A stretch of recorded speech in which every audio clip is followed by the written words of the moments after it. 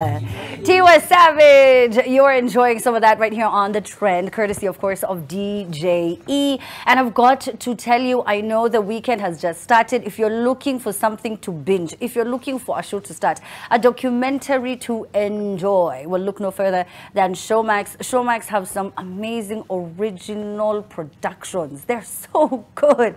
And I love that they feature our favorite stars from right here in the motherland. Okay, so they've got East African celebrities, they have African celebrities, they have reality shows. Okay, Real Housewives of Nairobi made me so happy, and they have so many others. The franchise, you know, ranges from Abuja all the way to Cape Town and Durban. So other than that, of course, there's so many other shows that you can watch, and I want you to watch a new one. It just launched, it just premiered yesterday. All right, so it's called Faithless. It is a 10-part crime drama series that's set in the aftermath of a heist gone bad. The story follows 4 church members who are drawn into a life of crime and violence when their chama is turned into a money laundering operation by a vicious crime lord. They went against their values, and now that they've been forced into this life of crime, the question is, will they use the money for good or succumb to the temptations that come with ill-gotten gains? We don't know. I guess you have to watch it to find out. So make sure that you go to showmax.com to enjoy all of this. All right. Now, speaking about film and production, it is only right that we start tonight off with Toni Kamau, who's the founder of We Are Not the Machine and has been News, Emmy, PGA, and Peabody nominated for her past work. If you don't know what that is, please take time. Go online and check. Then you can come back, all right? She has served as vice chair of the Kenya Film and TV Professional Association. She's been a member of Kenya's official Oscar selection committee and was the youngest female documentary producer from Africa invited to the Academy of Motion Pictures and Arts and Sciences back in 2020. Here to talk about her latest project called After the Credits Roll. Hello, Toni. Hi. Thank you for the introduction. But see, you knew. You've done all this. No, but the way you read it, I was like, oh, that person sounds cool. Everyone says that. It's usually the funniest thing. I think when you hear your achievements, you're like, wow, I have actually... Yeah, you're like, I've done a few things. I have here and there. Maybe, in between. You actually started out acting before doing all of this. Yes, I did. I don't know why you're bringing that up. I thought this was a private conversation. I thought it was yes, but I did start out acting actually. I used to act on Reflections with your friend Makbul Mohammed. Yes. But then I was fired because I wasn't a good actress. On day one? Not on day one. Not on day one. I shot a few shows. I shot a few episodes. But I couldn't cry. I couldn't emote. Oh. Yes. So I resigned to a life behind the camera as a documentary director and producer. And I think it's been a good choice. Yeah, it was a very good choice for you. Your choice. But I have so much respect for people who can cry on demand, on just action, and they just break down. Oh, how do you do that? Yeah, how do you? I am fascinated by it. I really am. So tell me about some of the projects that you have done as We Are Not Machine. Yeah, so one of the projects that we have done is actually We Are Not the Machine was a co-producer on Softy, which is a documentary about Boniface Mwangi, and it's a story about him and his wife. You know, and what comes first, family or country? So the director, Sam Soko, who's also a producer on it and founder of LBX Africa, followed Boniface and his wife for 5 years with a camera.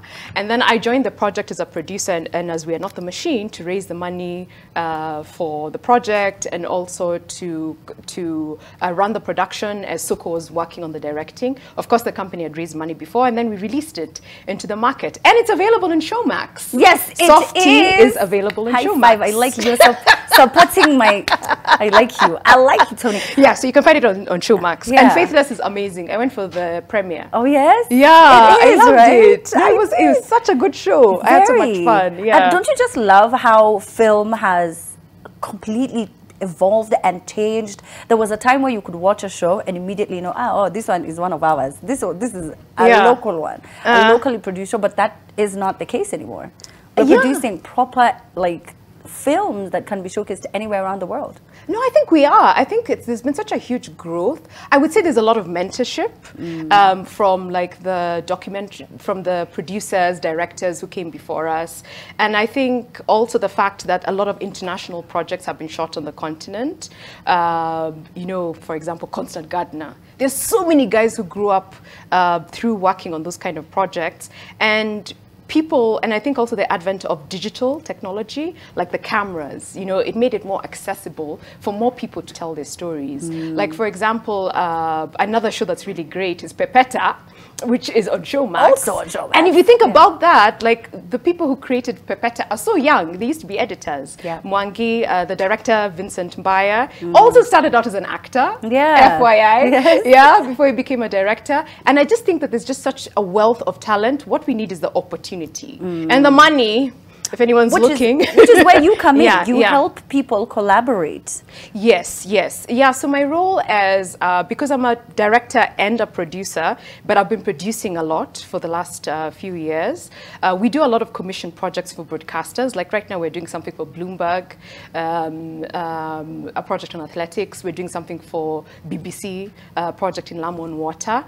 But when it comes to independent projects, like for example, Softy, myself as a producer and Soko as a producer and his EP Bramwell, we all raised the money for the project. So we applied to international documentary funds such as Sundance. They give grants to Africans and people across the world. Hot Docs Blue Ice Equity Fund, Hot Docs Blue Ice Fund, Ford Foundation. So you put together a business plan, which is called a finance plan for a film. You put together the budget, you put together a proposal, and you send out those applications and you build relationships.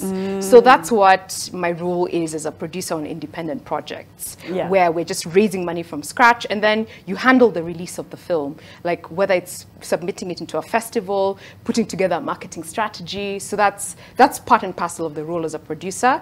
But usually we work in teams. It's hardly ever one producer making everything happen. It's usually like 3 or 4 people. Yes, it does. It takes a really big team.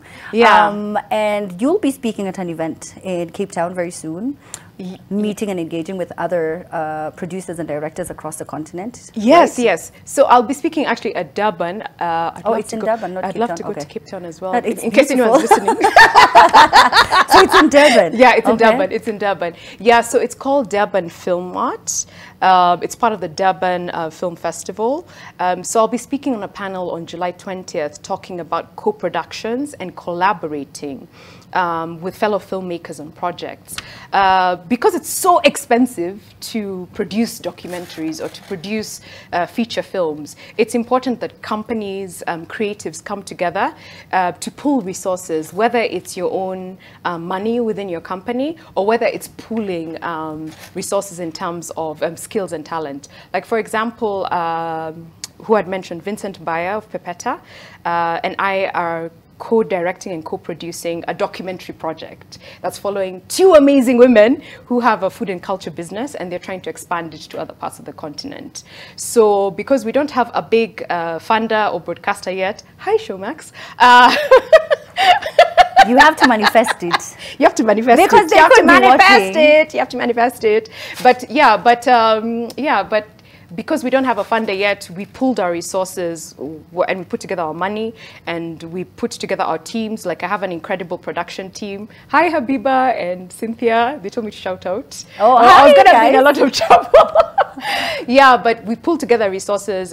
Vincent also has his team, his co-producer Isaiah, and now we're working on a project together. Then when we have a sample pilot, now we'll be able to pitch it to different people. And I think it's important to work that way as opposed to waiting for this big money or big opportunity to come across. People should find you when you've made something. And even if you can collaborate with your schoolmates, if you're in campus, and maybe you have a short film that you want to do, instead of trying to do it alone, find a team to work with and pool resources. And then now you'll be able to get the big budgets later on. Yeah, so that's how we're thinking about like how to actually create content on the continent. Yeah. Tell me about venturing into podcasts now. Yes. So We're Not the Machine has been producing a lot of documentaries, and this is our first scripted podcast, and it's inspired by a true story. So it's a story of Samuel, and he's the protagonist of a documentary called I Am Samuel, about a queer Kenyan man struggling to find love, family, and acceptance. And the film came out across Africa in 2021. Got banned. And then we decided to do a scripted podcast that was inspired by his journey and his story after the documentary came out. Like how did he deal with being a public figure? How did his family and friends come around him? So we interviewed him, we interviewed a couple of people, and we worked with a really talented director called Toni Kamau to write a script, and then we hired actors. So it's kind of like a radio drama, but it's a scripted podcast, and it's funny and it's relatable, and we really want to venture into that space for other projects, like on African history, like find African historical characters and do a scripted podcast around that, because it's an interesting medium to reach audiences, because data is expensive. It is. Yeah, you know, watching something on YouTube might be expensive, but listening to a podcast on iTunes or Apple or Spotify is cheaper and more accessible. Yes, and people can access it now. Yeah. It's already out. It's going to come out on July 9th. On a platform called Nipe Story by Kevin Mwashiro. So it's going to be a special episode. Ooh. Yes. There's also something that's supposed to be released. Yes. Right, okay. Yeah, there's a series of essays that will be released at some point. Okay. We're working on timelines for that. Yeah. Oh, yeah. I like it. You're just being vague. I'm being vague. Okay. I'm being vague. But thank you so much for coming and telling us about this, Toni. I really appreciate it. Is there anything else you want to say, or Habiba needs you to say so you don't get in trouble? No, I think I'll just like to say that I think film is an exciting space right now, independent documentary and film.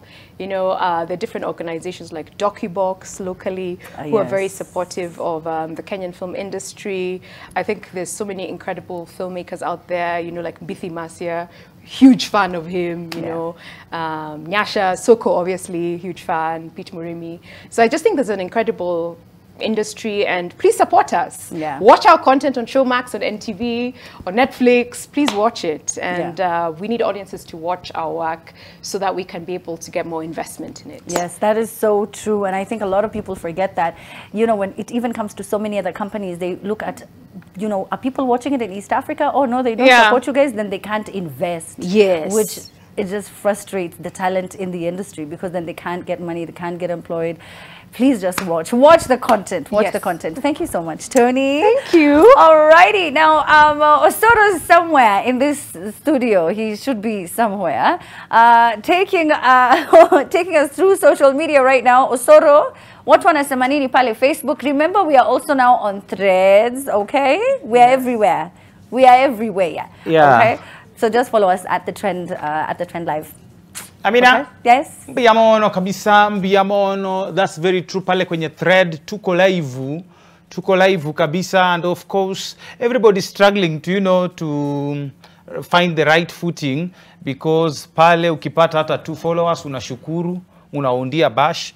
But anyway, pale kwenye hashtag Amina, hashtag meme challenge, mambo pia ni live kabisa. We have at Ayal Kenya anasema kwenye meme challenge anasema kushiva tu, but the boy is focused. The boy is focused. Hatutafanya nini, hatuta lose focus. And then we have at Nick_Mwendia saying chemusha miguu mbili hapo na ugonge supu. That's a little bit cringe worth, because sasa miguu iko hapo kwa jiko ni ya mtu, wewe unasema wewe kitu imekuja ni miguu ya ng'ombe vile yo uchemushwa na unagonga na supu. But anyway, najiambia it's okay, to each its own. Tuko na at Juicy Roni anasema aka nilikapenda Amina. You know, this guy amejaribu to wordplay nini anasema hii inaitwa bonfire. I get it. You get it? I get it. Bonfire? I like it. Yeah, bonfire, and you know. No, just go beyond mfupa. Why would we need to go beyond? You see, there's some of us who just see the innocence of the joke. Biamono. Tuko na at late Titan. Sasa tena ananipeleka kwenye nini? Anasema kwenye hashtag Amina, hii ni ukisha confirm unalala peke yako one more time, like uko sure. You know, there is something brother Seli alisema ati au kuji? Yeah. Mama amesema uoshe vyombo. Amina, you kwa na excuse dingine. Let me tell you. Mama amesema ninyonyeshe last born. You're like babe, nitumie pesa ya maandamano. Nitumie pesa ya maandamano. Ndio niweze kuja. All right, now Osoro, I also have to tell you, man, have you checked out this show Faithless? Have you seen it? So it premiered yesterday. I've seen the trailer or promo. It's amazing. It's amazing about these women in that chama, and then you somehow find yourself in problems. You find yourself in problems. And it becomes a money laundering scheme. Nyukula do ya chama na nyukula fair. Yeah. What's the story? Like Kazi now that tumamua kwa spoiler. Kazi yetu ni kula, okay? You were put on this earth to provide. Yeah? Yeah? Yeah, it's true by the way, because I was reading somewhere that they were asking what's the essence of marriage in a man, because you're in a family setup, you say children, unawasomesha, wanaenda majuu, wanaita mama yao, unabaki kwa upweke. Yeah. As the father. You are a provider. Provide. Like you are born, provide, kufa. Provide. And that is what the women by there on this show are trying to do. They're trying to provide, okay, for their families. Everyone is out here hustling and trying to get a better life. It is such an interesting drama series. You don't want to miss it. For only 300 shillings a month, okay, you can enjoy unlimited entertainment from documentaries to kids shows. My son loves so many shows. They're so educational on Showmax. This, like I said, you just binge watch them. Ziko Mingi, whatever you like is on Showmax. Plus, this is some great news because once you subscribe, okay, you get a 14-day free trial period. So for 2 weeks, una enjoy vitu bure. Now, when you vitu ni tap squeezy, there's nothing for free, okay? So if I were you, I would hurry right now and go to showmax.com. Let's take a quick break. When we get back, we sit down, talk to Kafi Masharia, Nice Githinji, and John Kararahe. Don't go anywhere.